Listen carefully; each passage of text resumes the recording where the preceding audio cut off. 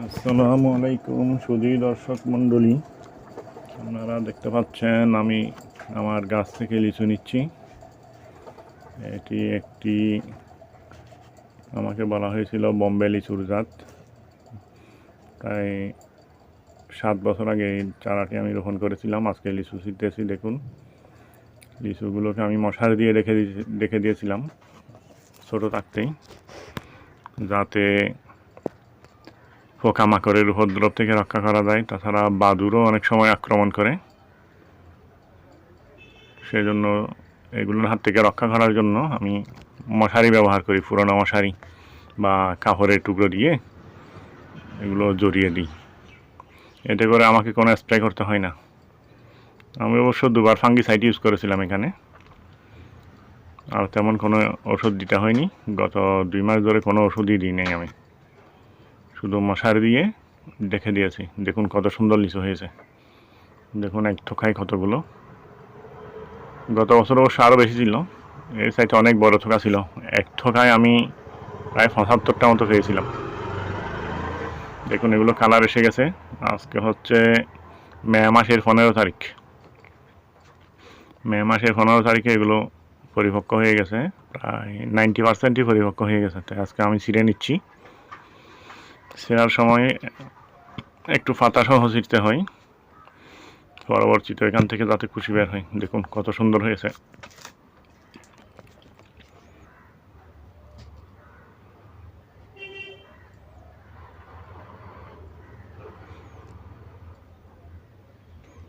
দেখছেন অনেকগুলা।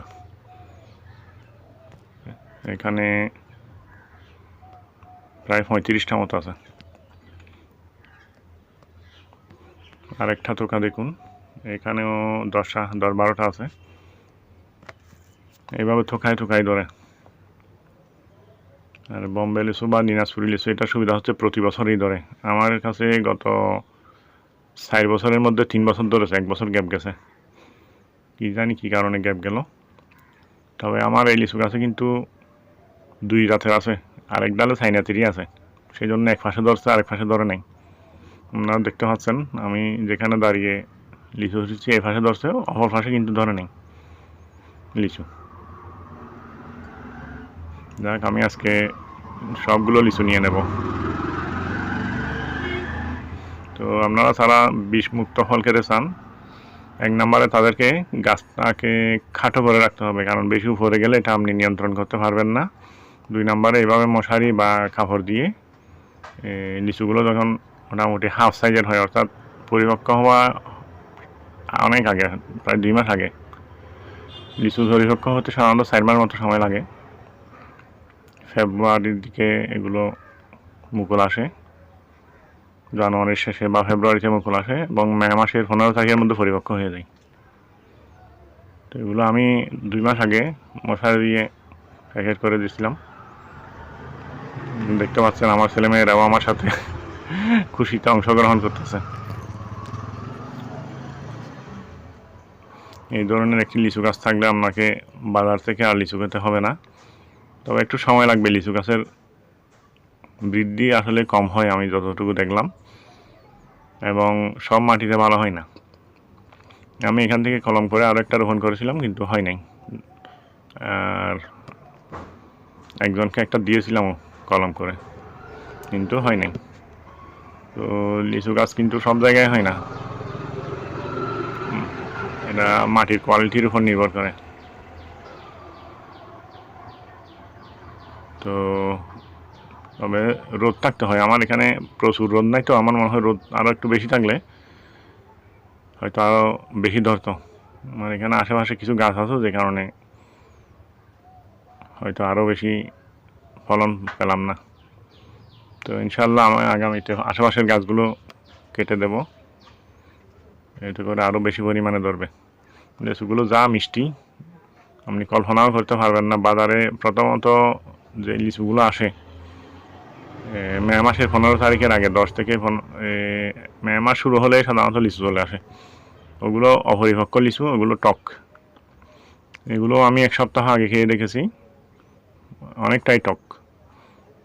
এই গত 4-5 দিন ধরে আস্তে আস্তে আস্তে আস্তে মিষ্টি হয়ে আসতেছে। তো যাদের এই জাতের লিচু গাছ আছে তারা মে মাসের 15 তারিখে যদি হারভেস্ট করেন তাহলে দেখবেন যে লিচুগুলো পরিপক্ক হয়ে গেছে এবং আর টক লিচু আশা করি পাবেন না। এই লিচুগুলোর বীজ মোটামুটি বেশি ছোটো না, চাইনা থ্রির মতো না, এবং সাইজও মোটামুটি, মানে বেশি বড়ও না বেশি ছোটও না, কিন্তু খেতে অসাধারণ। তো এই ধরনের একটি লিচু গাছ আপনারা আশা করি আপনাদের বাড়িতে আশেপাশে কোথাও খালি জায়গা থাকলে রোপণ করবেন। আমরা কি করি, আমাদের ঘরের আশেপাশে অনেক সময় বীজ থেকে চারা ওঠে, আম গাছ, বিভিন্ন ধরনের গাছ, আমরা এগুলো কাটি না। যাদের এই ধরনের আঙ্গিনায় জায়গা রয়েছে এবং আজেবাজে গাছ আছে তারা ইচ্ছা করলে এইসব গাছ কেটে সেখানে একটি লিচু গাছ রোপণ করতে পারেন। গাছ থেকে ফল ছিঁড়ে খাওয়ার মজাই আলাদা।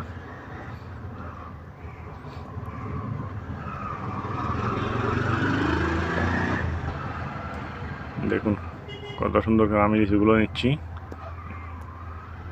এই যে উপর থেকে ঢাল সহ, কিছুটা ডাল সহ নিয়ে নিতে হয়। ডাল সহ নিলে পরবর্তীতে ওই ডালের মাথা থেকে অনেকগুলো কুশি বের হয়।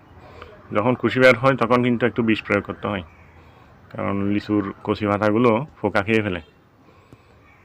তো পাতাগুলো যখন মোটামুটি একটু অর্ধেক সাইজ আসে তখন একটু বিষ প্রয়োগ করতে হয়। আমি আজকে সবগুলো লিচুই ফেরে নেব।